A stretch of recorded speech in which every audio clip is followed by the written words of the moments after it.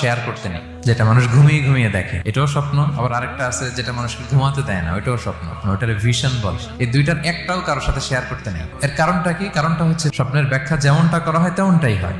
আপনি একটা স্বপ্ন দেখলেন, একজনকে একটা বললেন, সে হুট করে একটা ব্যাখ্যা দিয়ে দিল, ওইটাই হয়ে যাবে। এটা আপনার জন্য ভয়ঙ্কর হয়ে যেতে পারে। এক লোক এসে মুহাম্মদ ইবনে সিরিনকে বলল যে আমি দেখলাম আমার ছেলে পানি খেতে খেতে পেটটা এত বড় হয়ে গেছে।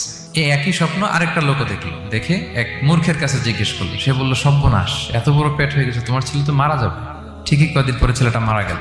আর একই স্বপ্ন দেখে এই লোক মুহাম্মদ ইবনে সিরিনকে জিজ্ঞেস করেছিল, উনি বলেছেন যে তোমার ছেলে তো অনেক বড় আলেম হবে। ঠিক তাই হয়েছে, ওই ছেলে অনেক বড় আলেম হয়েছে। এই ভিশনও শেয়ার করা যাবে না কারোর সাথে। বিশাল বড় একটা কিছু প্রজেক্ট নিছেন, শুরু করার আগে আপনি বলে ফেলছেন, শেষ, আর এটা হবে না। দেখবেন যে এখান থেকে কনস্পিরেসি, ওইখান থেকে শত্রুতা, ওইদিকে এটা করছে ওইটা করছে, আপনি আর আগাতেই পারবেন না। সো স্পেশালি যদি কোনো ভালো স্বপ্ন দেখেন, এট দ্য সেম টাইম খারাপ স্বপ্ন যদি দেখেন, এটা আপনি শেয়ার করবেন না কারোর সাথে। কারণ স্বপ্ন এটা কেবলমাত্র মন মস্তিষ্ক প্রসূত কোনো বিষয় না। মুমিন জীবনে এটা অনেক অর্থবহ। মাঝে মাঝে স্বপ্নের মাধ্যমে আল্লাহ মানুষকে বার্তা দেয়, ইলহাম পাঠায় স্বপ্নের মধ্য দিয়ে।